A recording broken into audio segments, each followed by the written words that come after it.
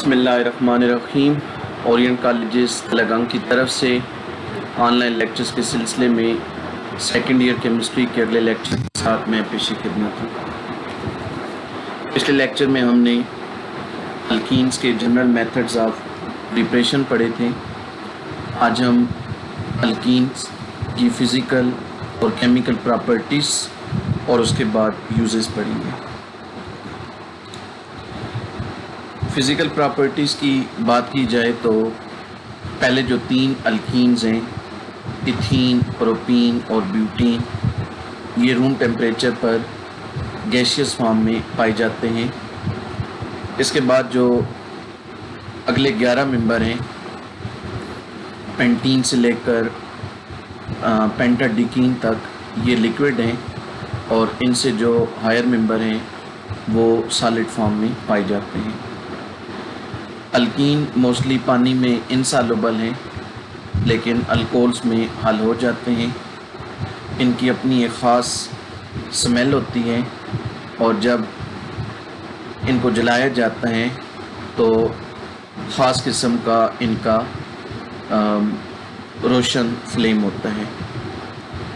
Alkane के बरक्स ये polar होते हैं sp2 हाइब्रिडाइजेशन की वजह से, s करैक्टर ज़्यादा होने की वजह से, और इस वजह से ये अल्केन से ज़्यादा रिएक्टिव हैं।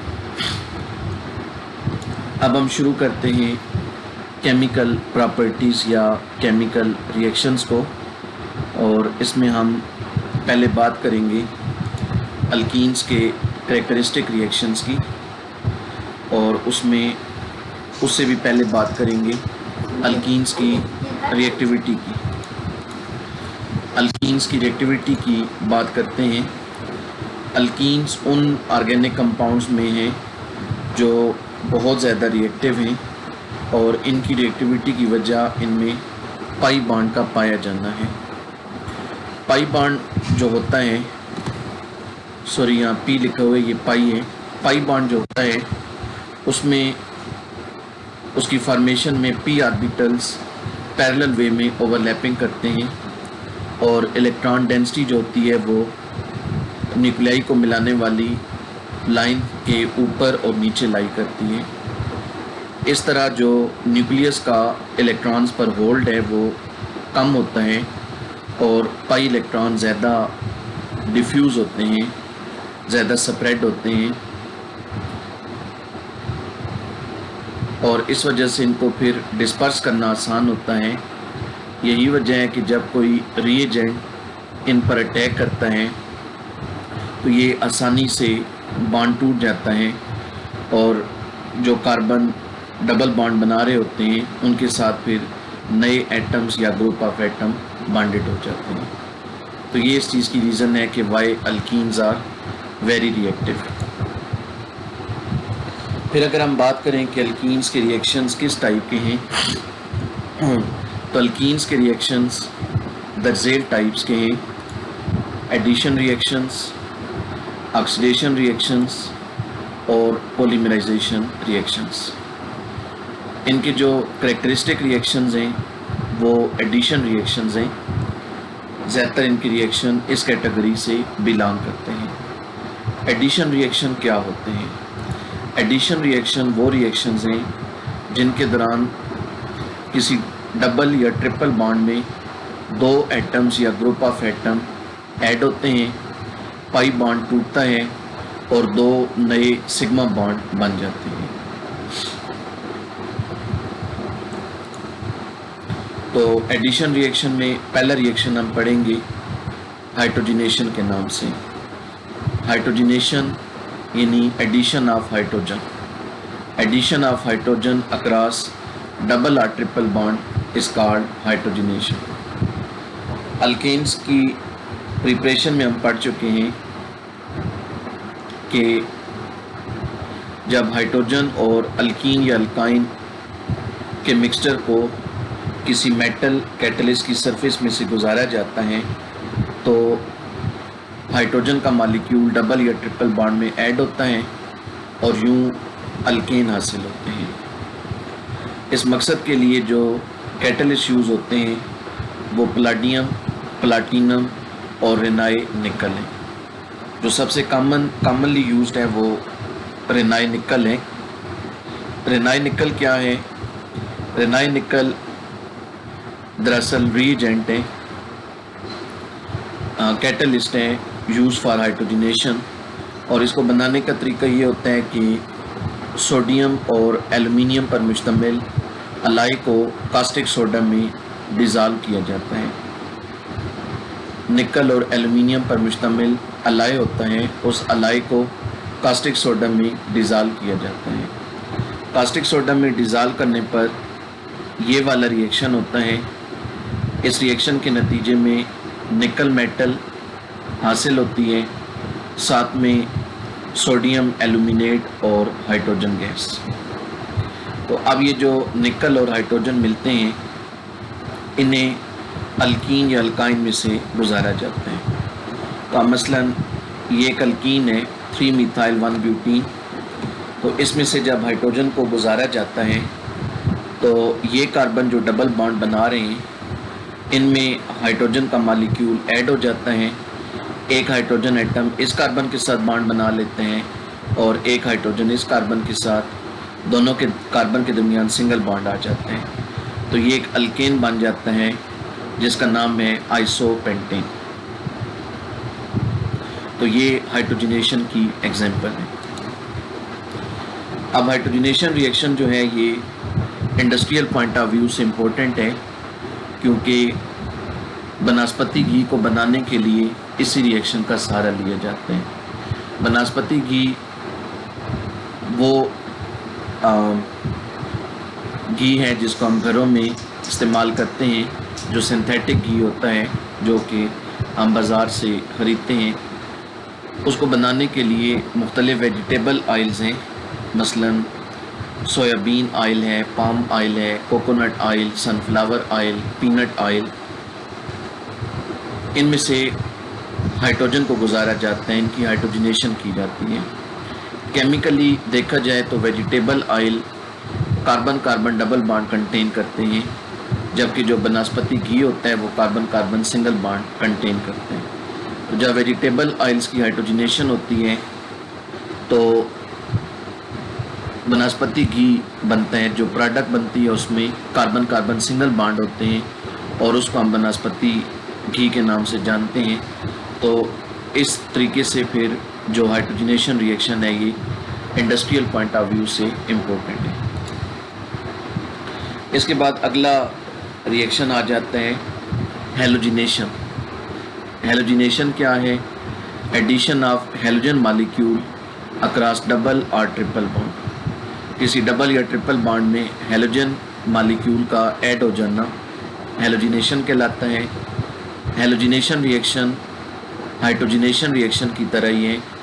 जिस तरह हाइड्रोजनेशन में दो हाइड्रोजन एटम दो डबली बॉन्डेड कार्बन में ऐड होते हैं और डबल बॉन्ड सिंगल बॉन्ड में कन्वर्ट होते हैं, तो हैलोजिनेशन में भी यही होता है। दो हैलोजन एटम दो डबली बॉन्डेड कार्बन के साथ बॉन्ड बना लेते हैं और कार्बन्स के दरमियान सिंगल बॉन्ड आ जाते हैं। इस रिएक्शन से जो प्रोडक्ट बनती हैं उस प्रोडक्ट को डाई हैलाइड कहते हैं और ये डाई हैलाइड विसिनल होते हैं।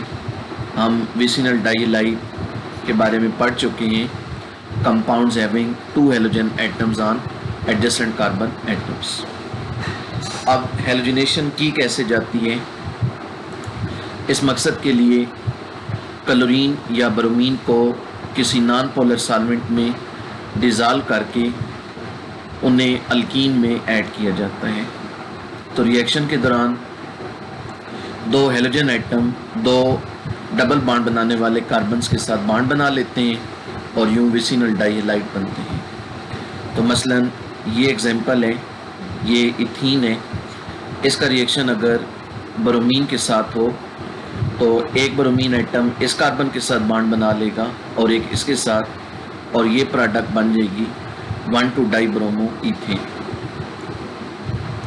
इसी तरह प्रोपीन है। प्रोपीन का रिएक्शन अगर ब्रोमीन से हो तो इन दो कार्बन में ब्रोमीन के एटम ऐड हो जाएंगे और ये प्रोडक्ट बनेंगी 1,2-डाइब्रोमो प्रोपेन।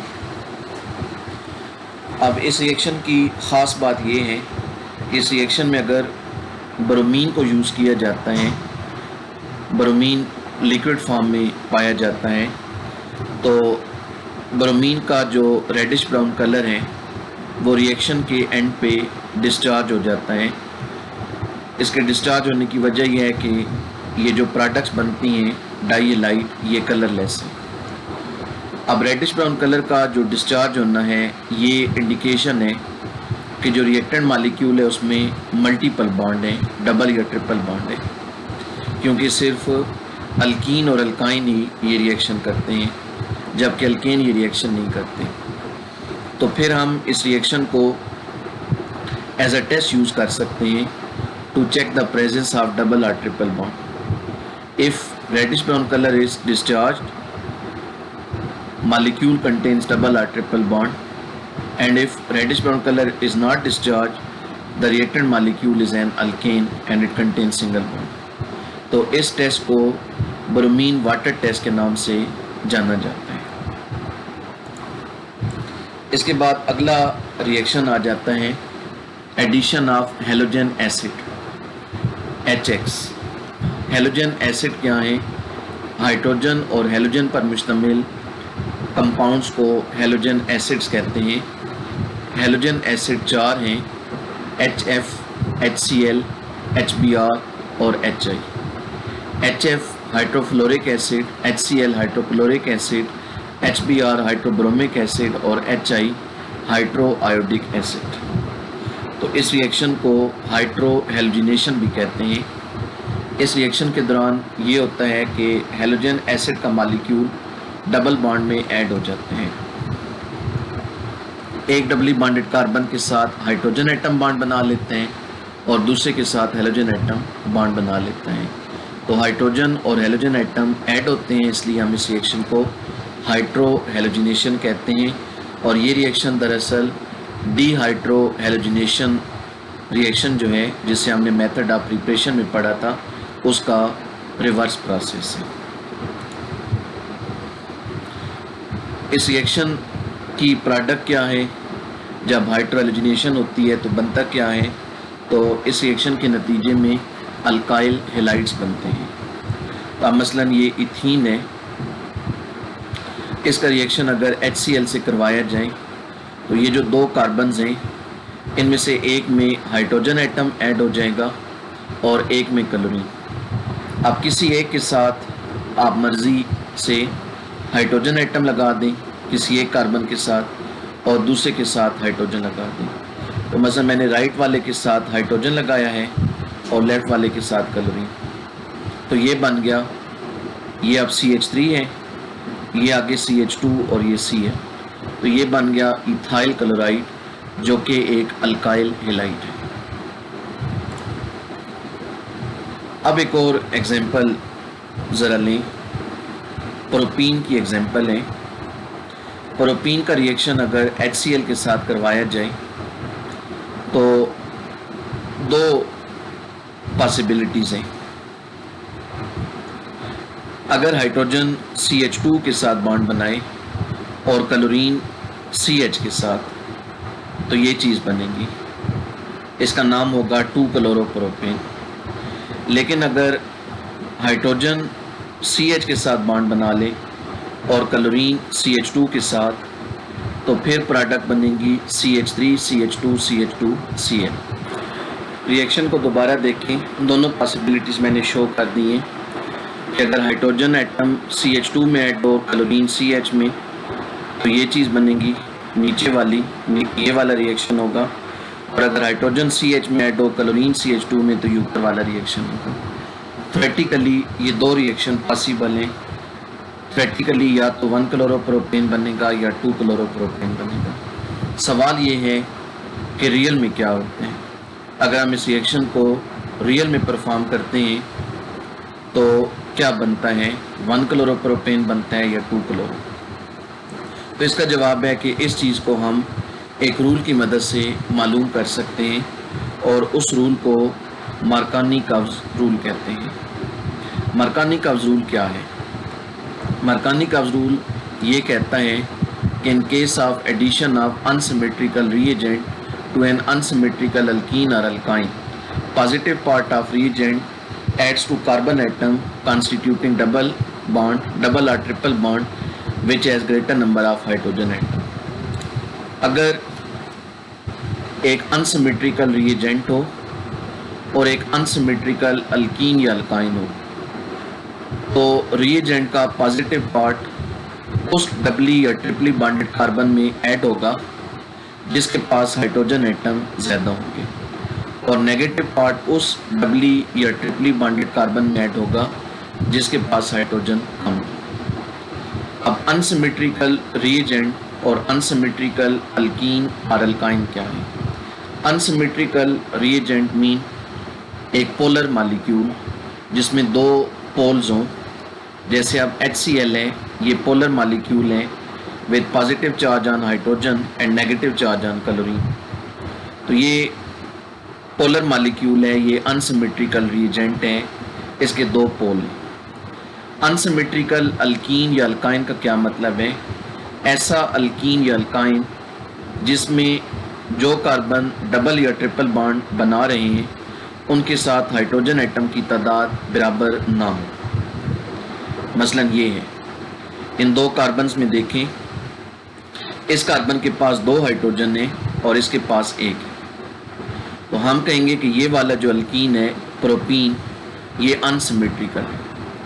अब पिछले में जो एग्जांपल थी, ये जो पहली एग्जांपल ली इथीन की, इसमें दोनों कार्बन के पास नंबर ऑफ हाइड्रोजन सेम है, तो ये वाला अल्कीन सिमेट्रिकल है।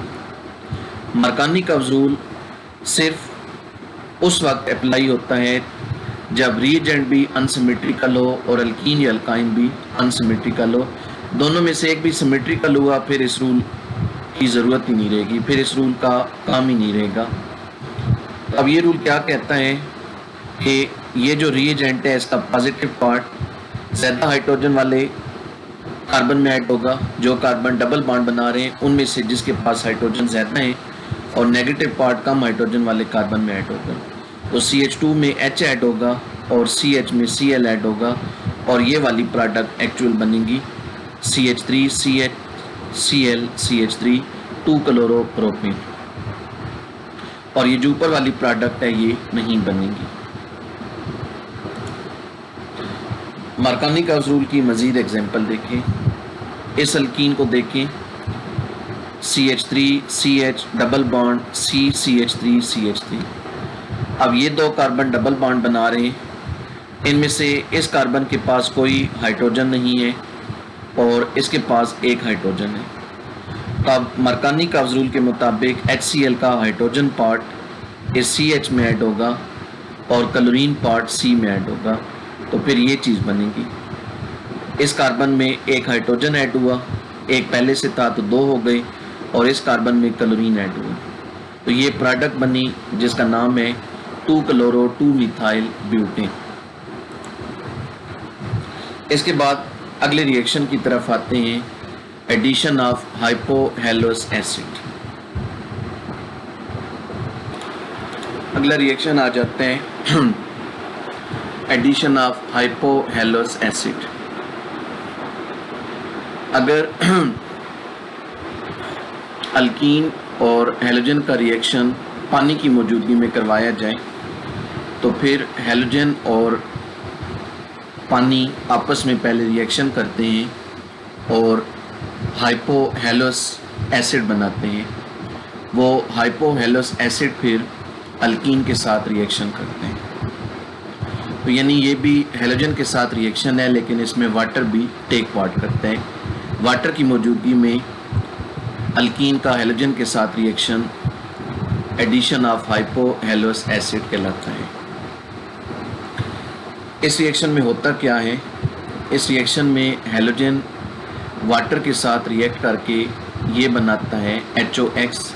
यहाँ X से मुराद हैलोजन है, मसलन Cl, Br वगैरह, तो इसे हम हाइपोहेलोस एसिड कहते हैं।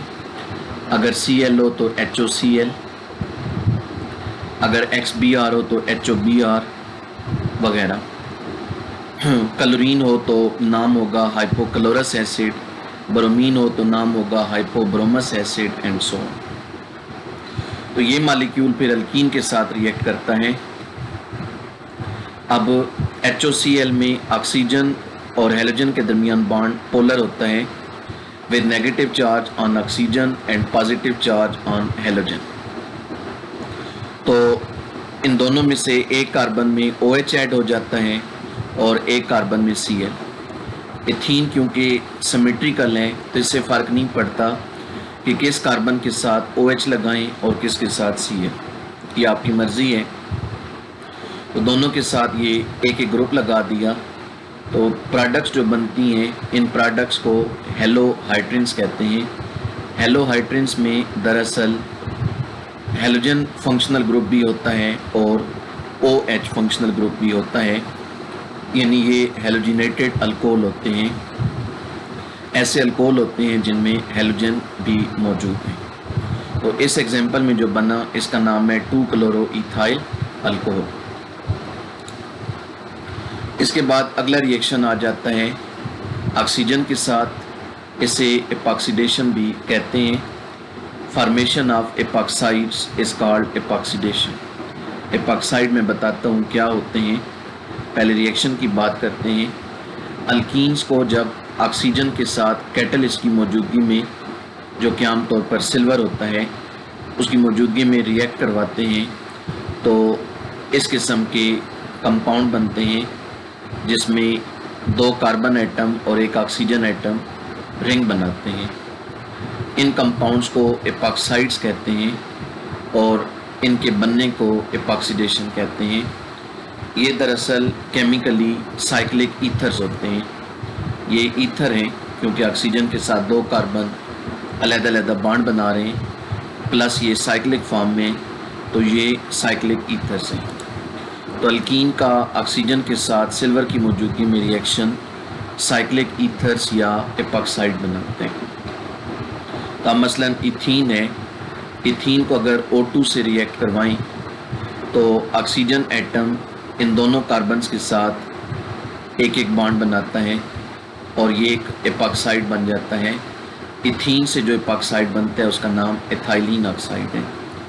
इसी तरह ये प्रोपीन या प्रोपाइलिन है, इसका अगर ऑक्सीजन से रिएक्शन हो तो इन 2 कार्बन के साथ ऑक्सीजन बॉन्ड बना लेगा जो आपस में डबल बॉन्ड बना रहे हैं और ये अलग से होगा, तो फिर ये चीज़ बन जाएगी CH3 CH2O। इसका नाम है प्रोपाइलिन ऑक्साइड।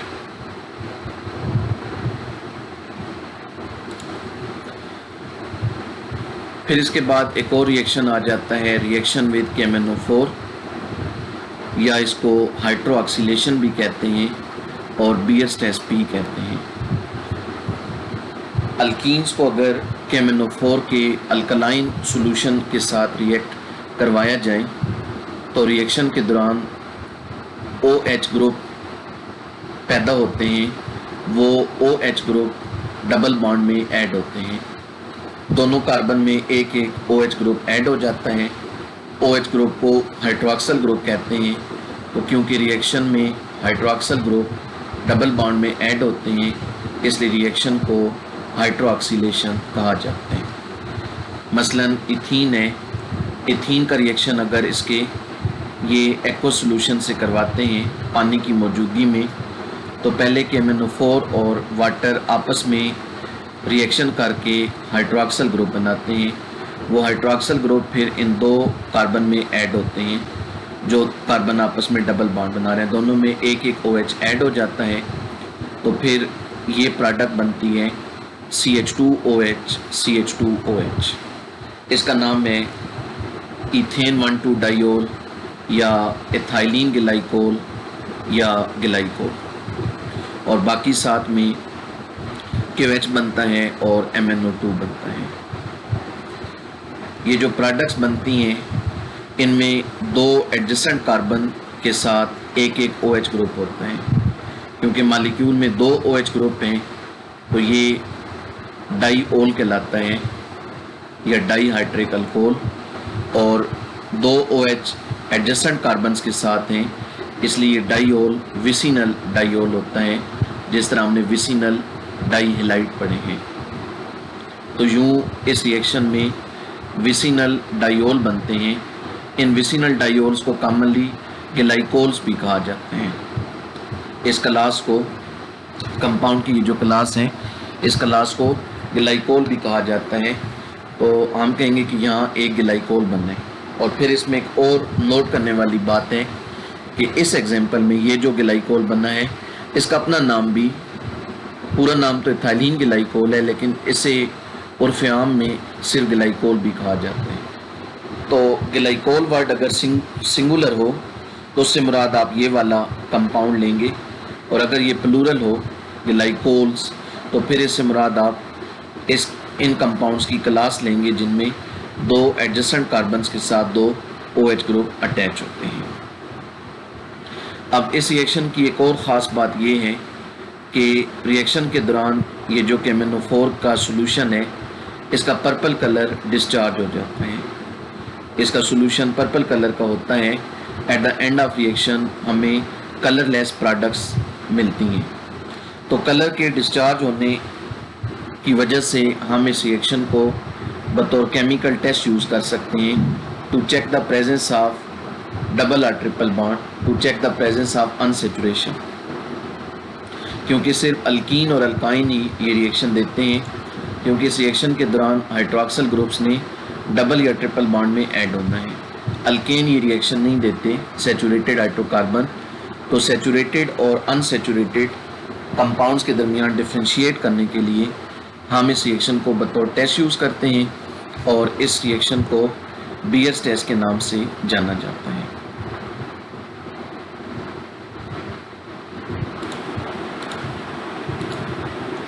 इसके बाद अगला रिएक्शन आ जाता है अल्कीन्स का रिएक्शन ओजोन के साथ। ओजोन ऑक्सीजन की एलोट्रोपिक फॉर्म है, ऑक्सीजन का एलोट्रोप है, और इसका फार्मूला होता है O3। अल्कीन्स को जब ओजोन के साथ रिएक्ट करवाया जाता है तो शुरू में जो प्रोडक्ट्स बनती हैं उन्हें मेल ओजोनाइड्स कहा जाता है। मेल ओजोनाइड्स अनस्टेबल मॉलिक्यूल होते हैं, ये खुद ब खुद रीअरेंज होते हैं और स्टेबल ओजोनाइड्स में चेंज होते हैं। तो एक एग्जांपल ये आपके सामने है कि इथीन का रिएक्शन अगर O3 से करवाया जाए तो O3 का मॉलिक्यूल डबल बॉन्ड में ऐड होगा और ये प्रोडक्ट बनेंगी। O3 में जो दो एंड वाले ऑक्सीजन हैं वो इन दो कार्बन्स के साथ बॉन्ड बना लेंगे। ये एक एंड ऑक्सीजन है, ये दूसरा एंड ऑक्सीजन है, तो दोनों एक एक कार्बन के साथ बॉन्ड बना लेते हैं। इस टाइप की जो प्रोडक्ट है इसको मेल ओजोनाइड कहते हैं। मेल ओजोनाइड अनस्टेबल है, तो इसमें खुद ब खुद रीअरेंजमेंट होती है एटमों की और ओजोनाइड बनते हैं। अब ओजोनाइड बनने में क्या चेंज आता है? चेंज ये आता है कि एक ऑक्सीजन की शिफ्टिंग होती है, एक ऑक्सीजन शिफ्ट हो जाता है इन दो कार्बन एटमों के दरमियान। इन दो कार्बन एटमों का आपस का बॉन्ड टूटता है और उसकी जगह ये दोनों एक ऑक्सीजन के साथ बॉन्ड बना लेते हैं और बाकी इन दोनों के साथ एक एक अलग-अलग ऑक्सीजन, और वो ऑक्सीजन फिर आपस में बॉन्डेड, तो ये चीज़ बनती है। ये दो कार्बन, इनका आपस का बॉन्ड नहीं रहा, दोनों के दरमियान में एक ऑक्सीजन आ गया जिसके साथ दोनों सिंगली बॉन्डेड हैं। फिर साथ में दोनों कार्बन दो ऑक्सीजन के साथ सिंगली बॉन्डेड हैं और वो दो ऑक्सीजन आपस में बॉन्डेड हैं, तो इस प्रोडक्ट को ओजोनाइड कहते हैं। तो ये शुरू का रिएक्शन है अल्कीन्स का ओजोन के साथ, जिसमें ओजोनाइड बनते हैं। अब ये जो ओजोनाइड होते हैं इनको रिएक्शन मिक्सचर में से अलहदा करना डेंजरस होता है, क्योंकि ये एक्सप्लोड हो सकते हैं। तो यही वजह है कि इनको डायरेक्ट अलहदा नहीं किया जाता, बल्कि इनका आगे को रिएक्शन करवा दिया जाता है, और वो रिएक्शन वाटर के साथ जिंक की मौजूदगी में करवाया जाता है। उस रिएक्शन में क्या होता है ये आप एरो से देख सकते हैं कि इस मॉलिक्यूल में फ्रेगमेंटेशन होती है, मुख्तलिफ बॉन्ड टूटते हैं। अब मसलन ये जो ऑक्सीजन ऑक्सीजन बॉन्ड है, इलेक्ट्रॉन पेयर यहाँ से शिफ्ट होता है इधर शिफ्ट होने का मतलब है कि कार्बन और ऑक्सीजन के दरमियान ये बॉन्ड आ जाते हैं, तो उनके दरमियान एक बॉन्ड पहले से है तो ये डबल बॉन्ड हो जाता है। तो यहाँ से दोनों ऑक्सीजन का आपस का कनेक्शन ख़त्म हो जाता है। फिर इसी तरह ये वाला जो सिंगल बॉन्ड है ये यहाँ शिफ्ट होता है, तो कार्बन और ऑक्सीजन का कनेक्शन ख़त्म हो जाता है, और ये बॉन्ड जब इधर आता है तो कार्बन और ऑक्सीजन के दरमियान डबल बॉन्ड आ जाते हैं। और फिर इधर से इस कार्बन का इस ऑक्सीजन के साथ बॉन्ड टूट जाता है, ये ऑक्सीजन फिर वाटर के साथ बॉन्ड बना लेती है और ये H2O2 बनाती है। तो बाकी अब क्या चेंज आता है, बाकी ये चेंज आता है कि ये वाला हिस्सा अलहदा हो जाता है CH2 डबल बॉन्ड O, ये वाला हिस्सा अलहदा हो जाता है CH2 डबल बॉन्ड O, और ये ऑक्सीजन एटम अलहदा हो जाते हैं और ये H2O के साथ H2O2 बनाते हैं। तो बाकी CH2 डबल बॉन्ड O ये एक मालिक्यूल और CH2 डबल बॉन्ड O ये एक और मालिक्यूल, तो ये दो मालिक्यूल बन जाते हैं। और ये किसके मालिक्यूल हैं, ये फॉर्मल्डिहाइड या मिथेनॉल के हैं। तो यूँ ओजोनोलाइसिस में जो फाइनल प्रोडक्ट होगी इन केस ऑफ इथीन वो ये फॉर्मल्डिहाइड होगी। इथीन से हमने स्टार्ट किया, पहले मेलोजोनाइड बने, फिर ओजोनाइड बने, फिर ओजोनाइड की हाइड्रोलाइसिस हुई तो फॉर्मल्डिहाइड बना। इसमें एक और एग्जांपल लेते हैं ओजोनोलाइसिस में, और अब हम ये जो स्टेप बाय स्टेप डिटेल बताई थी, अब इस डिटेल में गए बगैर डायरेक्ट फाइनल प्रोडक्ट्स बताएंगे कि अगर दोनों रिएक्शन करवाए जाएं, पहले ओजोन के साथ और फिर वाटर के साथ, तो एंड प्रोडक्ट क्या होंगे। तो मसलन प्रोपीन है, प्रोपीन का देखते हैं ओजोनोलाइसिस रिएक्शन के बाद क्या बनता है। अब इधर मैंने ये एक्सप्लेन कर दिया है कि आपने अगर फाइनल प्रोडक्ट मालूम करनी है विदाउट गोइंग इनटू डिटेल तो आपने क्या करना है। तो आपने ये करना है कि यहाँ से इसको डीफ्रेगमेंट कर दें, और अब ये जो दो कार्बन्स हैं जो आपस में डबल बॉन्ड ओरिजिनल मॉलिक्यूल में बना रहे, आपस के दोनों बॉन्ड ख़त्म कर दें, दोनों के साथ डबल बॉन्ड O लगा दें।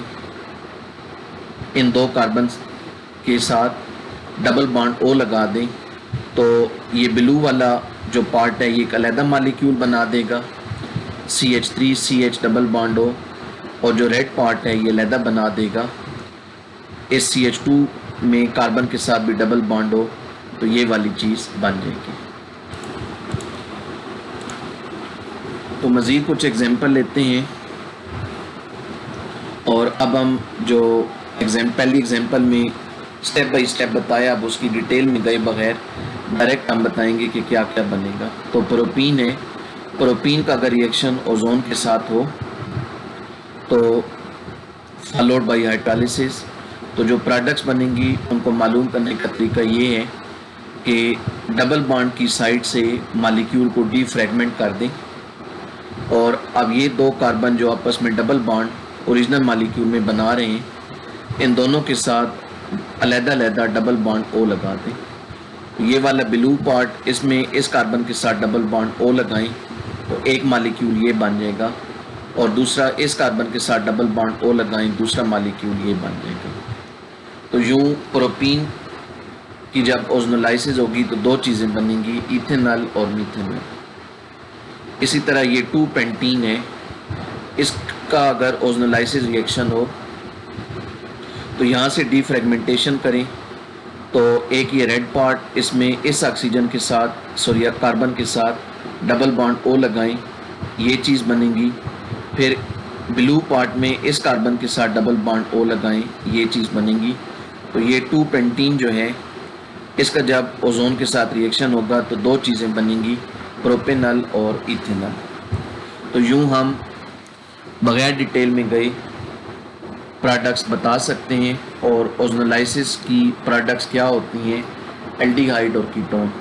तो जब अल्कीन्स का ओजोन के साथ रिएक्शन करवाया जाता है फॉलोड बाय हाइड्रोलिसिस, तो एल्डिहाइड और कीटोन बनते हैं।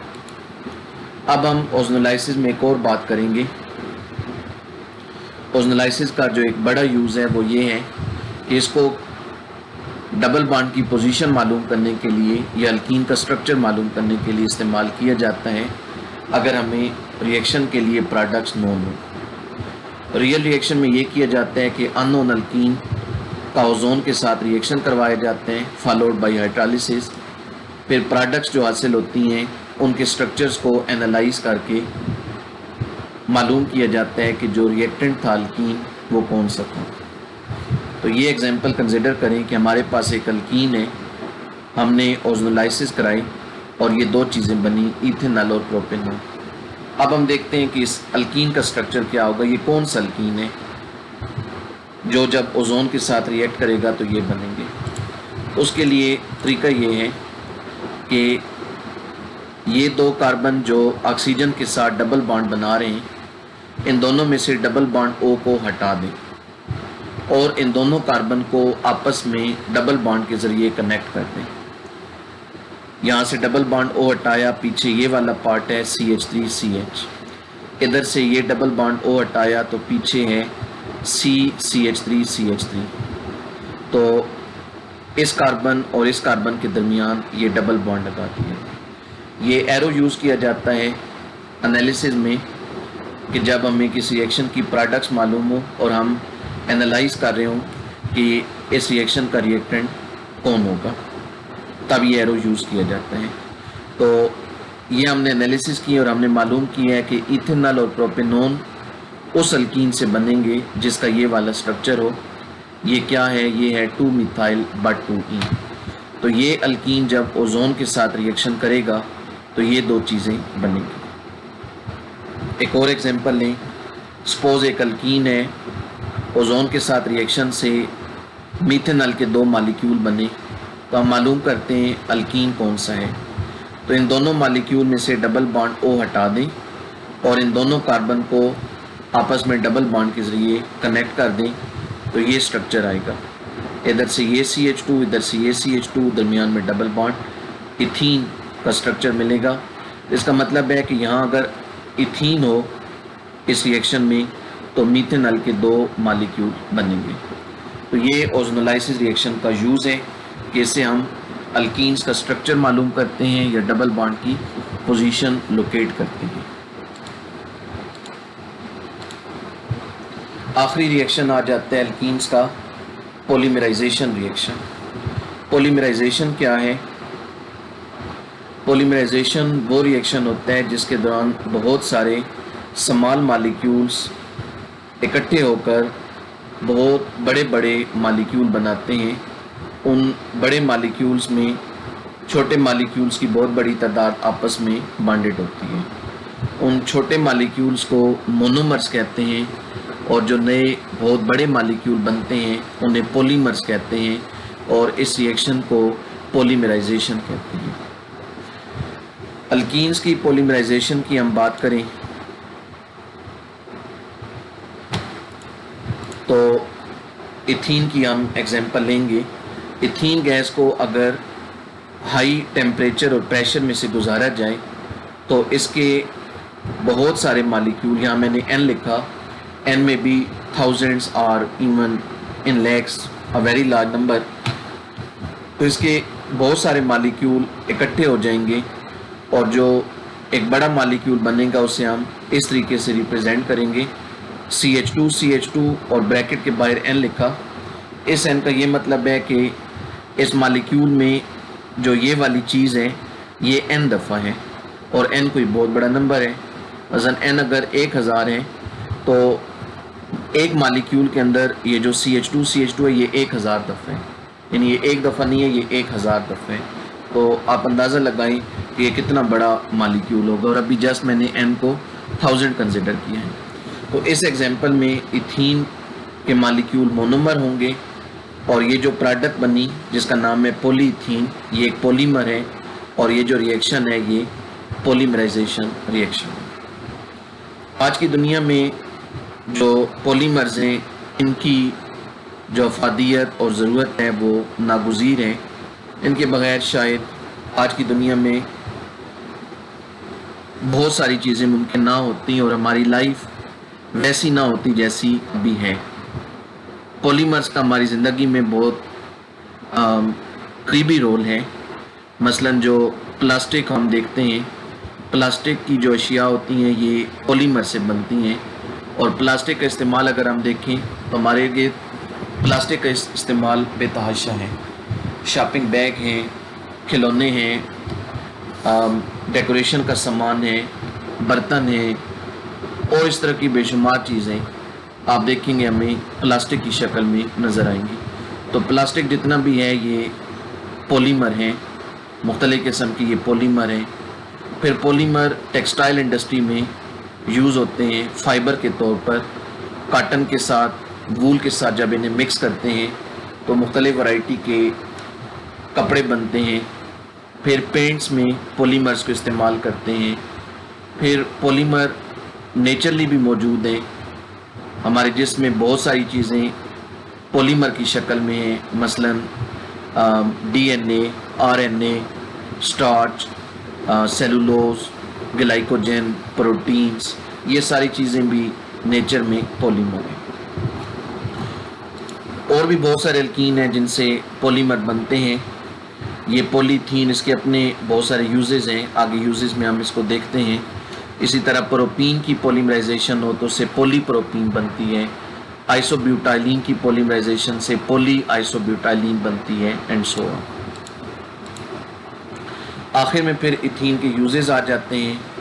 इथीन को पॉलीथीन बनाने में यूज़ करते हैं। पॉलीथीन आगे खिलौने बनाने में, केबल्स बनाने में, बैग्स वगैरह बनाने में यूज़ किया जाता है। इथीन को फ्रूट्स को आर्टिफिशियल राइपनिंग, फ्रूट्स की आर्टिफिशियल राइपनिंग के लिए यूज़ करते हैं। फलों को अगर उनके मौसम से पहले ही पकाना हो कि वो जल्दी पक जाएं, तो उस मकसद के लिए इन पर इथीन गैस का छिड़काव किया जाता है। इसको जनरल एनेस्थेटिक के तौर पर, बेहोशी की दवा के तौर पर इस्तेमाल करते हैं। और फिर इसका एक और इस्तेमाल, इसको मस्टर्ड गैस बनाने में यूज़ करते हैं। Mustard gas first world war में यूज़ की गई थी, जो पहली जंग अज़ीम हुई थी। और मस्टर्ड गैस एक्चुअली गैस नहीं है, ये इसको एज सच नाम दिया जाता है। रूम टेम्परेचर पर ये लिक्विड फॉर्म में पाई जाती है, और इसको बनाने के लिए इथीन का रिएक्शन डाइक्लोरोसल्फाइड से कराया जाता है, तो ये मस्टर्ड गैस बनती है। इसमें ये सल्फ़र एटम है जिसके साथ ये दो एक जैसे ग्रुप हैं, CH2 CH2Cl CH2 CH2Cl। Mustard gas का जो दूसरा नाम है वो है beta beta prime dichloroethyl sulphide, beta beta prime, जी ठीक है, डाइक्लोरोइथाइल सल्फाइड, ये इसका सिस्टमेटिक नेम है। तो ये इसका एक और यूज़ है। अब ये आप यूजेस में भी इसको याद रखेंगे और इसको एक अलग रिएक्शन के तौर पर भी याद रखेंगे। तो यहाँ पर अल्कीन्स का आर्टिकल मुकम्मल हुआ। आज का लेक्चर लेंथ में ज़्यादा था क्योंकि अल्कीन्स के तमाम रिएक्शंस को हमने कवर किया है। तो ये बहुत ही अहम सेक्शन है क्योंकि एक्सरसाइज के बहुत सारे क्वेश्चन फिर इसके गिर्द घूमते हैं। तो इसे आप अच्छी तरह अटेंड कीजिएगा, और कल हो सकता है कि हम अल्कीन से रिलेटेड जो एक्सरसाइज के क्वेश्चन हैं वो करें, या हो सकता है कल हम अल्काइंस को पढ़ें। तो कल अगले लेक्चर के साथ दोबारा पेश खिदमत होंगे। अपना ख्याल रखिएगा। अल्लाह हाफ़िज़।